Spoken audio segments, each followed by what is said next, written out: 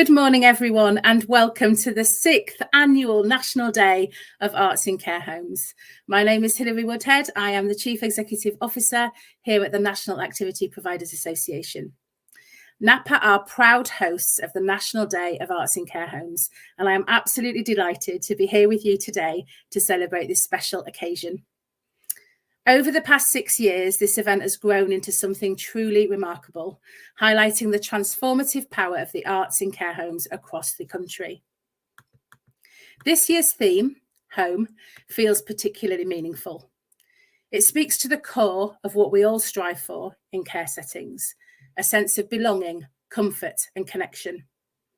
The arts play a pivotal role in encouraging these feelings, providing residents with opportunities for creative expression, joy, and engagement.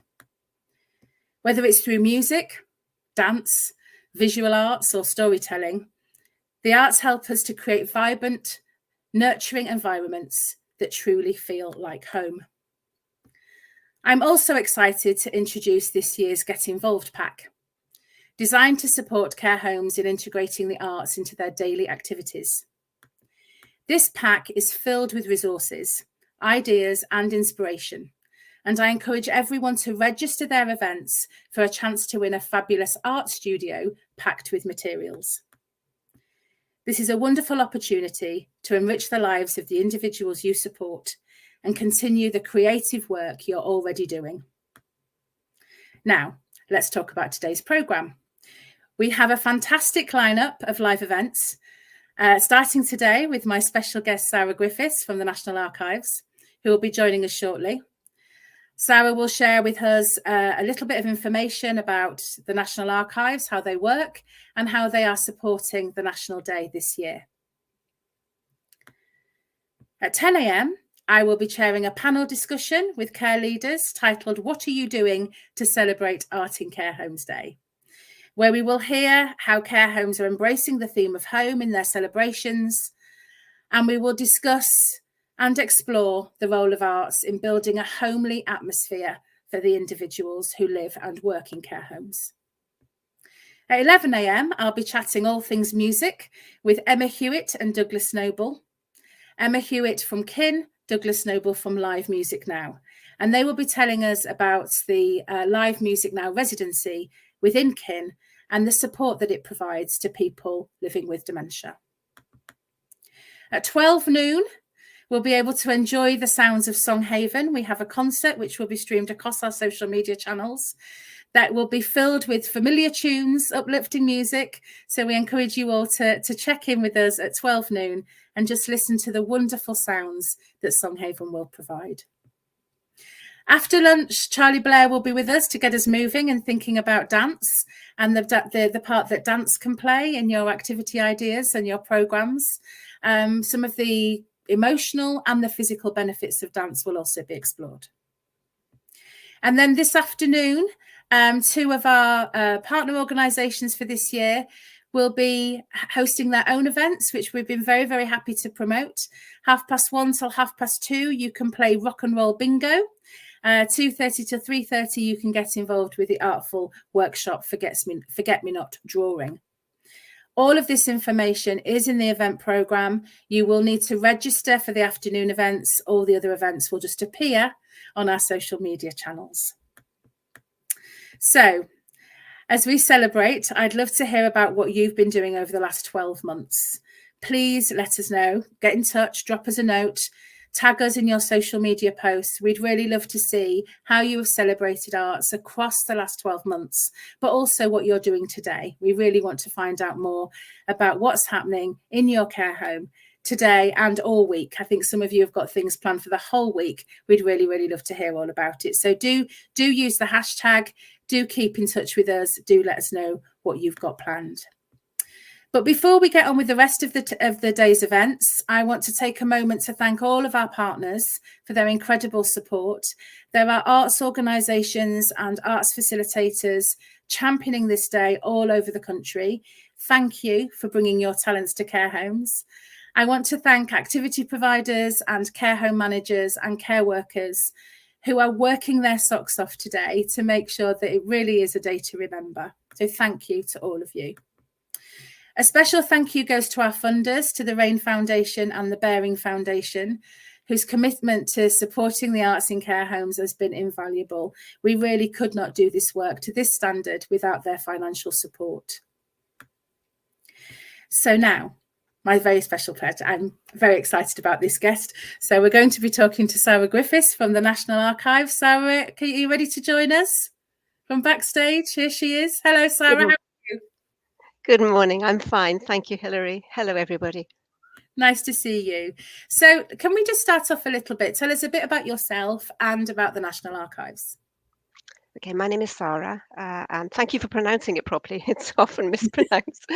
I am outreach manager at the National Archives, and the National Archives is based in Kew, West London, but not Kew Gardens, often another mistake. And we are the official archive for the UK government and advise on information and records management. We're a cultural, academic, and heritage organisation.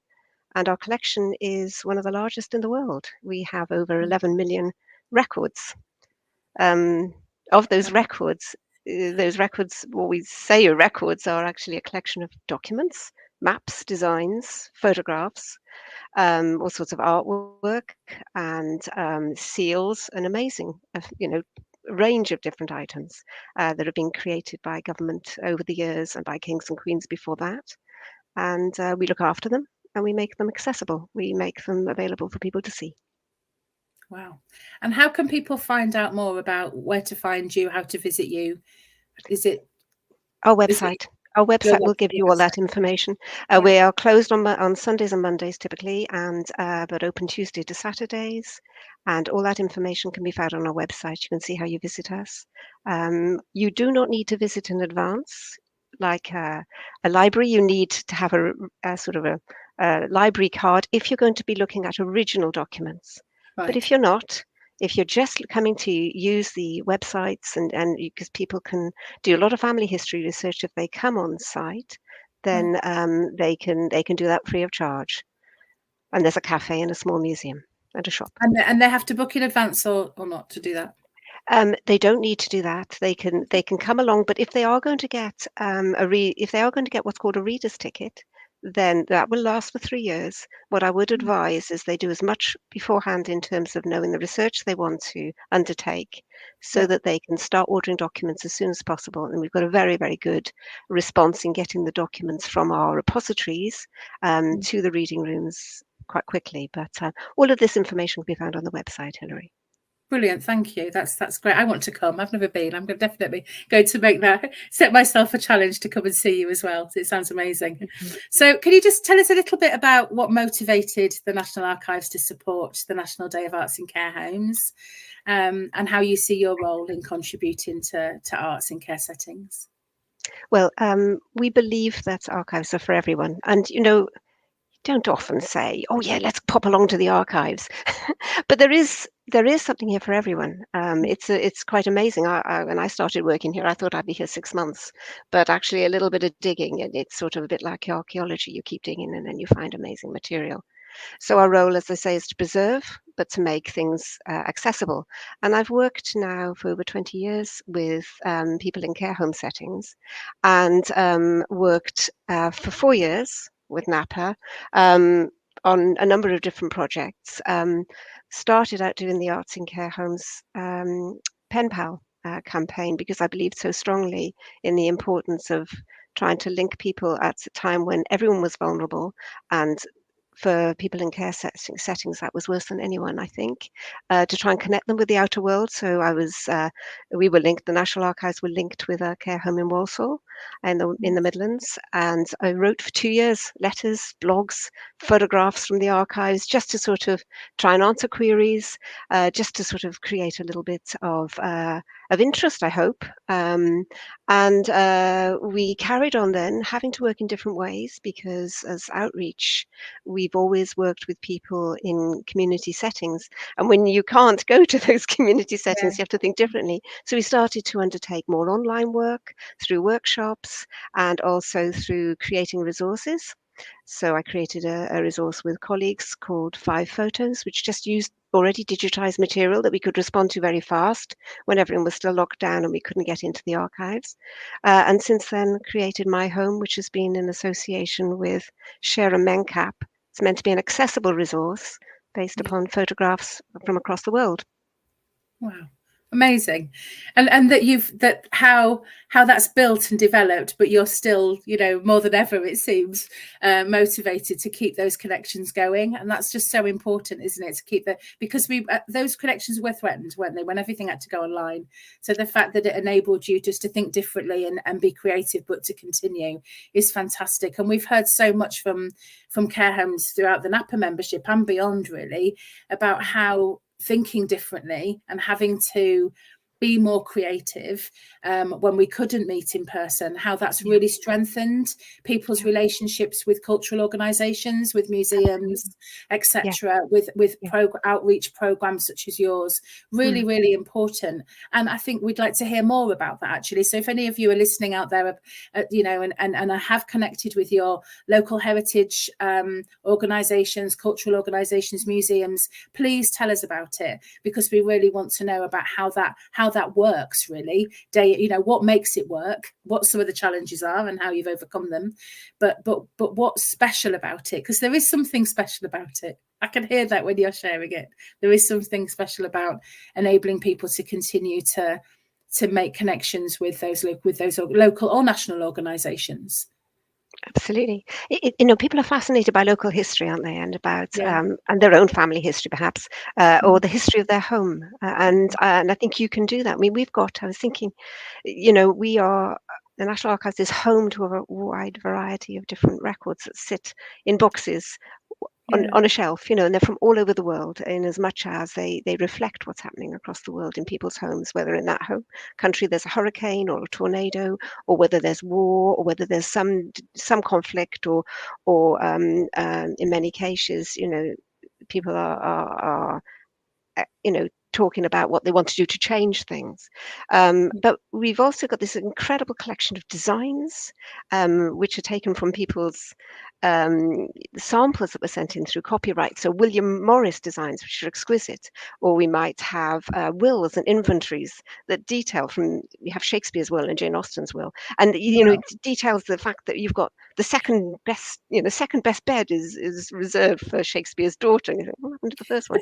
So, you get the idea of home effects being passed on. It's furniture, clothes, items that are important to people because they represent that home, being passed on through generations. And we have censuses. And the censuses give you 100 years of that insight into home, what it was like, not just the address, but how many people were living in that living in that house.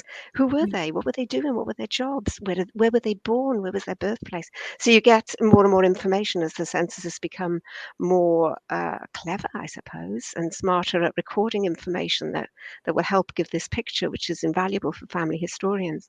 So there was a lot to go with, as well as these incredible range of photographs from the 1960s or 1930s, or even from earlier artwork from the 1900s or earlier than that, in Victorian times, which again just show they're a little snapshot, aren't they? And they just give a sense of a different place. And I think people are always interested in learning.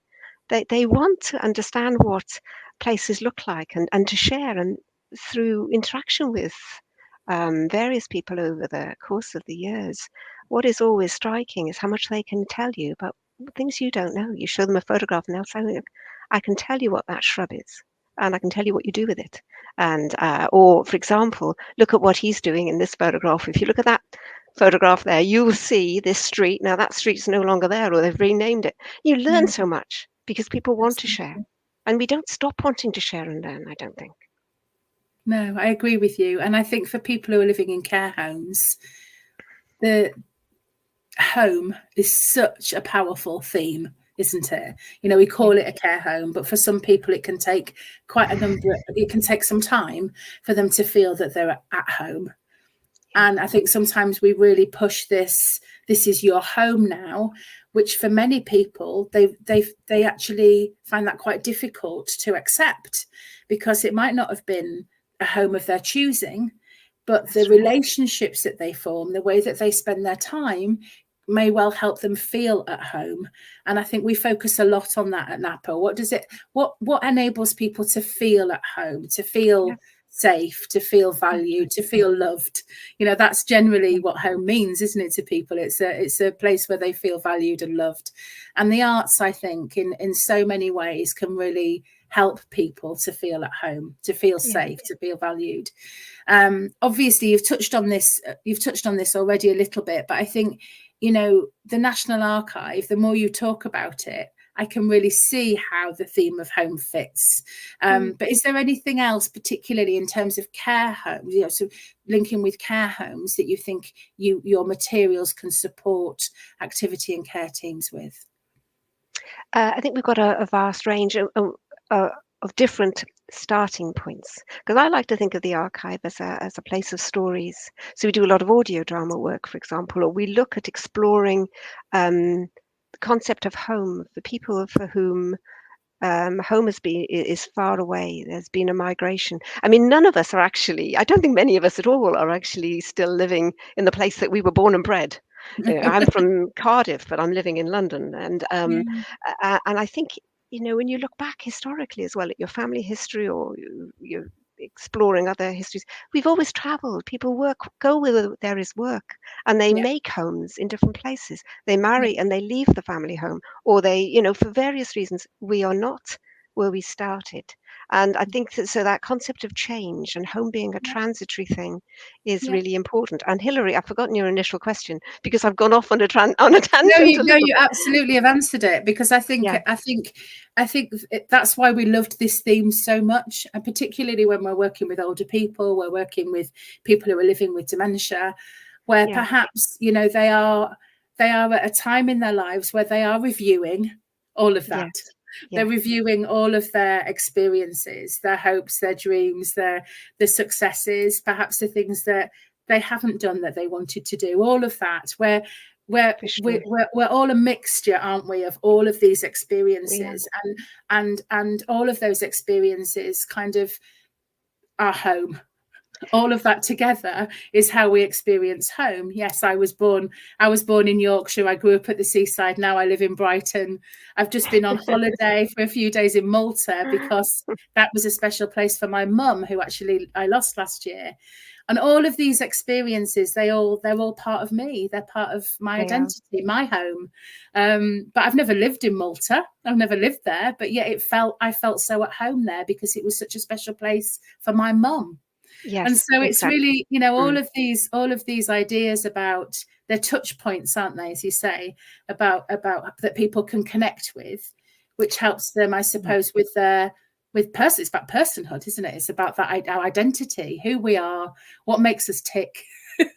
And through creativity. And through creativity, as you say, you find a safe space. You find a space where you can explore, and you can, you know, through, whether it's through storytelling or whether it's through drawing. You know, we work a lot with different groups of people, and we're just allowing a space where people can create things while exploring and going through in their minds how a record has made them feel, an image that takes them to a place, a document that they don't agree with, or that makes them change about how they feel about their own sense of identity. So we're big believers in creativity, and that's why with my home we've used as many creative opportunities as we can. My home being this accessible resource that we are so proud to work with you on, and within that as well as creativity, there's the power of the imagination. For those of us who can't travel as easily as we used to, then to travel the mind and to explore a different place. Working with the participants on my home, everybody who helped us create that, young and old, they all loved using Google Earth, because they could just zone in on a place that may have had some association. They may have been there on holiday. It may have been their birth home, but they wanted to see what it was like now, or they wanted to learn about it. They wanted to experience it and to say, this, let me tell you about this. So, you know, the sort of using different digital resources, using creativity can help you harness and build a sense of connection with people. We feel that very strongly, and we do that a lot in the work we undertake at the archives, trying to look at the story, trying to look at ways that we access it and enhance it and build a sort of sense of well, is it a sense of belonging, or it's a sense of momentary connection? Yeah. Whatever it may be, I think there's power. All those things, and Yeah. many others, I'm sure. Amazing. Yeah. And when you say it's an accessible resource, just tell us a little bit about that, about how that works. We worked really hard on this. In fact, it's a longer story, but we worked with Share, which is a local charity to us, and Mencap Bexley, which is a London-based organisation, because we thought, well, if we want to make it accessible to everybody, let's work with people who we can consult with, who can help us choose the images that work, who can help us to explore things and trial things.